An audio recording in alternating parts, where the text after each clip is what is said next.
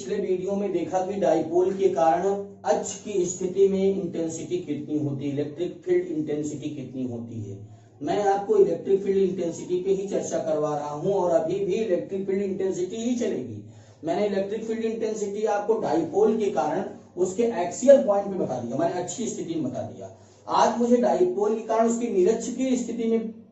Intensity बतानी है, electric field intensity. इस डाइपोल के कारण निरक्ष की स्थिति में हमें इलेक्ट्रिक फील्ड इंटेंसिटी बतानी है। इसको कहते हैं electric field intensity due to an electric dipole in the, इस बार ब्रॉड साइड में बताना है हमको, माने इक्वेटोरियल पोजीशन में बताना है। यह ए बी डाइपोल है। डाइपोल क्या होता है? जिसके बीच की दूरी कितनी हो, 2l हो और दो चार्ज। अब 2l का तात्पर्य 2l डिस्टेंस नहीं, मेरा कहने का तात्पर्य 2 इसलिए लगा दिया मैंने कि 2 डिविजिबल होता है, आसानी से काटा जा सकता है, इसलिए मैंने 2 से मल्टीप्लाई किया। मान लो कोई बात नहीं है, उससे मेरा कोई फर्क नहीं पड़ा, स्मॉल डिस्टेंस होना चाहिए, लेकिन वहां मेहनत होगी, ज्यादा आपको प्रॉब्लम आएगी फार्मूले के डेरिवेशन में, इसलिए मैंने 2l हर जगह माना है। और यहां से इस डाइपोल से r डिस्टेंस पे इक्वेटोरियल पोजीशन एक लिया गया है जो r है, और यहां पे आपको निकालना है इंटेंसिटी। यह मिड पॉइंट है, इसका मतलब यह C मैंने लिखा, यह भी यल होगा और इधर का भी यल होगा। एक तो माइनस के कारण इंटेंसिटी होगी P पर, माइनस के कारण इंटेंसिटी माइनस के पास आएगी, और एक प्लस के कारण इंटेंसिटी होगी जो इससे अवे होगी। क्या इसका मतलब इसके 2 कंपोनेंट्स होंगे। फिर देखिए, अगर मैं वेक्टर वियोजन करूं, इसका वेक्टर कंपोनेंट्स निकालें, तो एक हमारा यह जा रहा है और एक यह है, इसका मतलब इसके 2 कंपोनेंट्स होने तय हैं। एक तो अगर एंगल आपने यहां से थोड़ा देखिएगा वेक्टर से,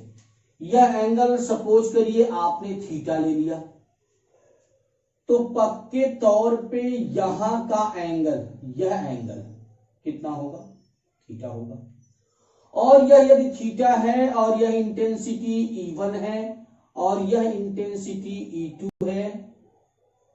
इधर की इंटेंसिटी E2 है, माइनस के कारण, यह प्लस कारण अवे है, E1 है, तो इसका मतलब E1 सटा हुआ साइड है, यह क्या होगा साहब, इंटेंसिटी। अब देखिएगा, हम वेक्टर कंपोनेंट्स कर रहे हैं, अगर यह वैल्यू मैंने E माना, अगर यह E है, इंटेंसिटी E1 को E है, तो अगर यह E है तो इसका यह कंपोनेंट्स कितना होगा, यह जो, एक मिनट फिर से देखिएगा साहब, मैं बताता हूं। एक तो इंटेंसिटी इसके कारण आएंगे आप, यह थीटा हो गया, यह एंगल थीटा है, तो यह मैंने थीटा ले लिया, थीटा से सटा हुआ साइड यह है, थीटा सटा हुआ साइड यह है, तो यह सटा हुआ है तो E cos थीटा, और दूसरा इसका परपेंडिकुलर कंपोनेंट्स होगा यह।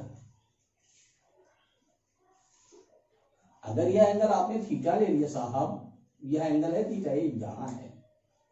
अगर यह एंगल आपने थीटा लिया तो यह तो E cos थीटा हो गया, E1 बराबर E cos थीटा, E1 का वैल्यू E cos थीटा, और E2 की वैल्यू मैंने इसका भी, एक मिनट फिर से देखिएगा सब, मैंने कहा ये तो E1 कारण यह कंपोनेंट E1 cos थीटा, फिर आइएगा इसके कारण कंपोनेंट्स क्या होगा, इसके कारण, और परपेंडिकुलर कंपोनेंट्स क्या है इसका, E1 cos थीटा, यह कंपोनेंट्स हुआ इसका, और यह क्या होगा, E sin theta, perpendicular line. क्यों? क्योंकि इसके पैरेलल होगी। ठीक, आइए फिर इसी तरह यहां पे यह भी परपेंडिकुलर E sin थीटा होगा, और इसका भी माइनस के कारण भी यह होगा इसका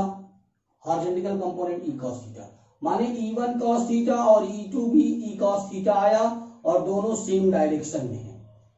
जबकि E1 cos थीटा जो परपेंडिकुलर कंपोनेंट्स है वो क्या हो जाएंगे, कैंसिल, अपोजिट, इक्वल है और अपोजिट है, यह इक्वल और अपोजिट होने के नाते कैंसिल। तो जो इंटेंसिटी E होगी उसे आप लिख सकते हो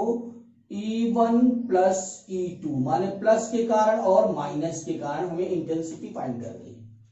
प्लस क्यू चार्ज के कारण और माइनस क्यू चार्ज के कारण अगर आपको इंटेंसिटी निकाल के दे दी जाए तो आप ज्ञात कर सकते हो इंटेंसिटी कितनी होनी है। चले अब हम आगे, तो देखिए इसका मतलब यह हुआ E1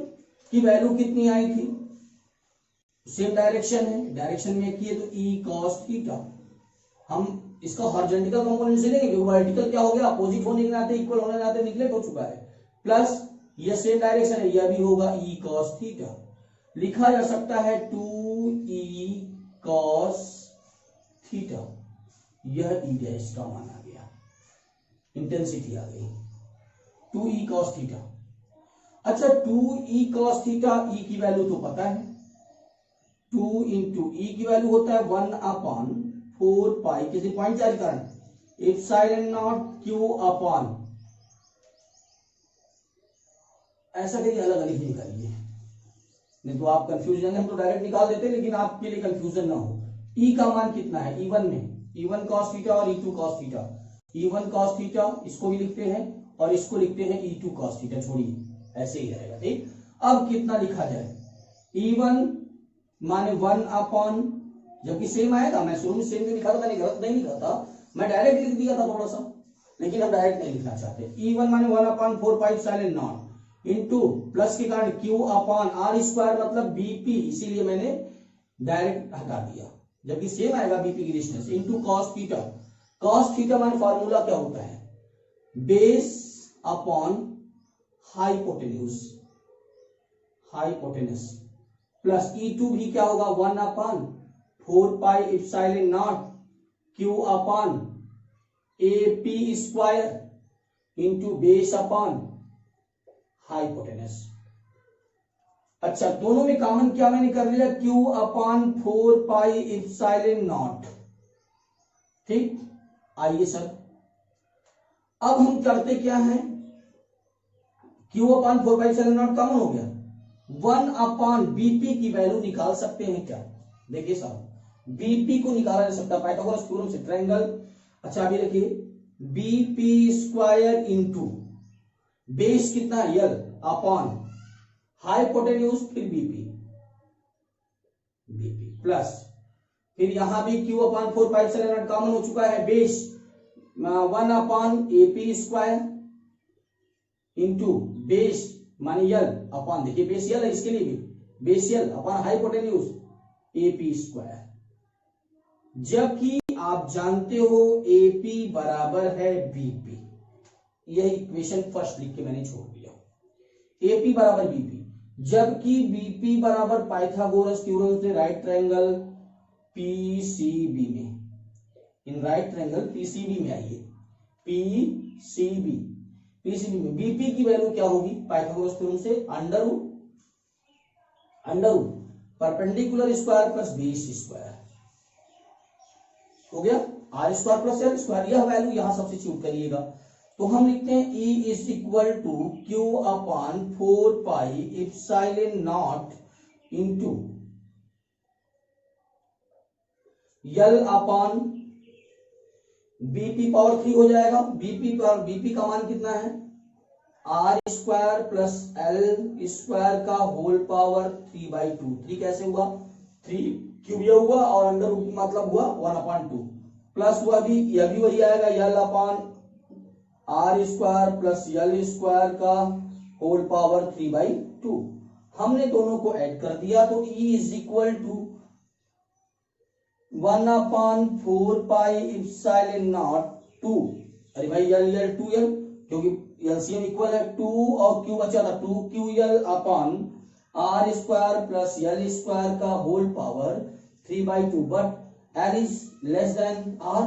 l square is very less than r square, तो यल स्क्वायर को निगलेक्ट कर देते हैं, तो E is equal to 1/4 pi epsilon naught 2ql माने p upon r square into 3/2, 2 से cancel, E is equal to 1/4 pi epsilon naught p upon r cube. Okay, मैंने आपको बताया कि क्या होता है डाइपोल के कारण उसके ब्रॉड साइड में इंटेंसिटी, तो ब्रॉड साइड में इंटेंसिटी आपने देख लिया, अगर ब्रॉड साइड की इंटेंसिटी निकालनी हो, अगर यह लंबा प्रोसेस लगा तो फिर से एक बार बता दे कहिए, तो आइए मैं एक बार फिर से तेजी के साथ दिखाता हूं आपको ब्रॉड साइड में इंटेंसिटी क्या होती है। अगर ब्रॉड साइड में इंटेंसिटी निकालना हो तो सबसे पहला काम हमारा यह होगा